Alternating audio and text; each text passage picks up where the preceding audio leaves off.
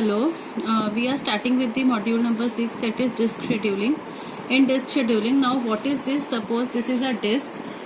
It has many plates over a disk. It is similar to a CD. The CD which you use, if you will look at it very closely, then you will find it like a disk. Now this is the read write head to which every plate demands कि मुझे read करो, मुझे right करो, मुझे read करो, मुझे right करो. तो ऐसे जब रीड राइट करने के लिए बहुत सारी रीड राइट डिस्क के पास वैल्यूज आने लगती हैं, रिक्वेस्ट आने लगती हैं, तब उस टाइम पे वो क्या फॉलो करता है? It follows the concept of disk scheduling. किसको पहले शेड्यूल करना है, कौन सी डिस्क पहले रीड करेगा, कौन सी डिस्क पहले राइट करेगा, उसको कहते हैं हम disk scheduling. This read write head moves back and forth among these plates. So disk scheduling के लिए बहुत सारे रूल्स आते हैं, दैट इज फीफो. बहुत सारे कॉन्सेप्ट हैं इसके लिए. FIFO, SSTF, C scan, scan, look, C look. तो इस मेथड्स के अकॉर्डिंग जो है डिस्क डिसाइड करती है कि किस मेथड के अकॉर्डिंग उसको पहले कौन सी डिस्क शेड्यूल करनी है. Now I will discuss each one of this methods one by one with the help of the numerical. So please be very careful. Now first comes the FIFO. You are very much aware of the FIFO, that is first in first out, or you can say it as FCFS, that is first come first serve, both being one and the same thing. See,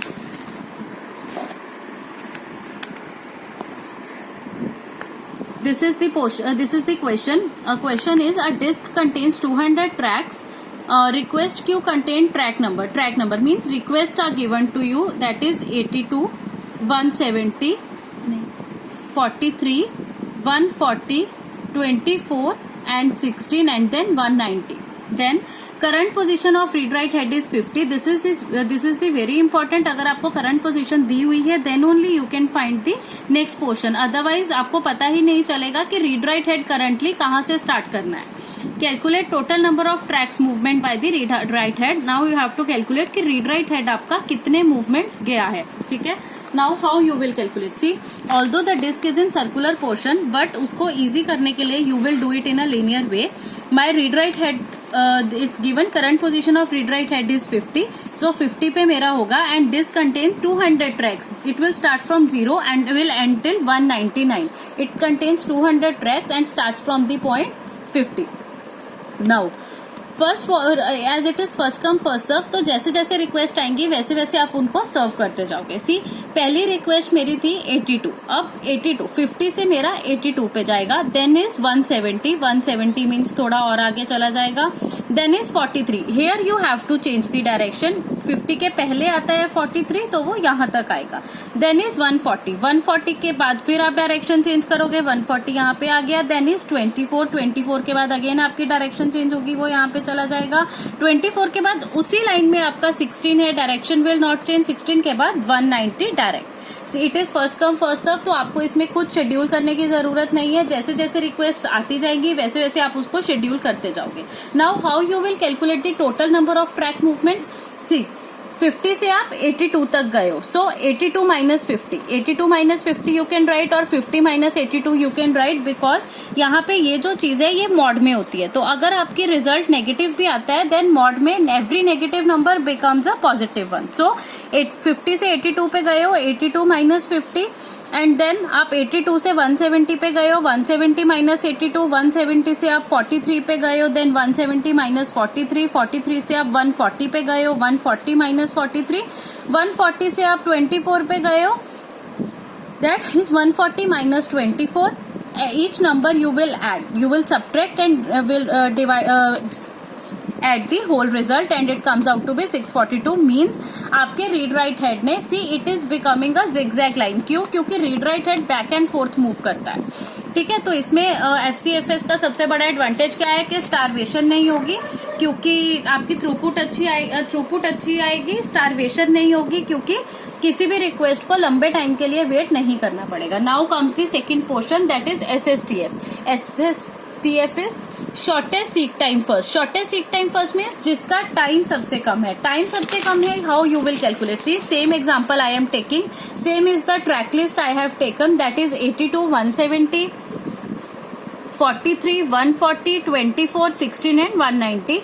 Same read write head position is 50. You have to calculate the total number of track movement by the read write head using SSTF.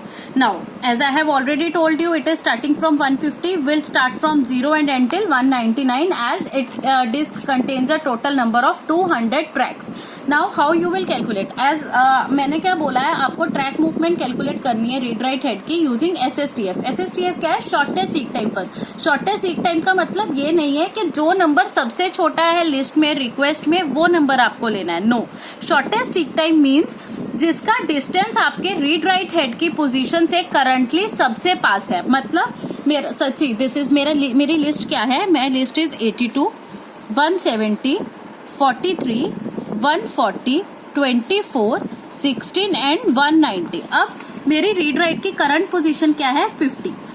इस list में से 50 के सबसे nearest number कौन सा है मेरे पास? 43, जिसको पहुंचने में रीड राइट हेड का जो रीड राइट हेड है, जो रीड राइट हेड की आर्म को जहां पहुंचने में सबसे कम टाइम लगेगा. Not the smallest number. अगर आप स्मॉलेस्ट नंबर वाइज चलोगे तो that comes out to be 16. But shortest seek time first means जिसको रीड राइट की करंट पोजीशन से जो पहुंचने में सबसे कम टाइम लेगा रीड राइट हेड, वहां उस तक आपको जाना है. नाउ 50 के बाद 43 पे रीड राइट हेड सबसे पहले पहुंचेगा.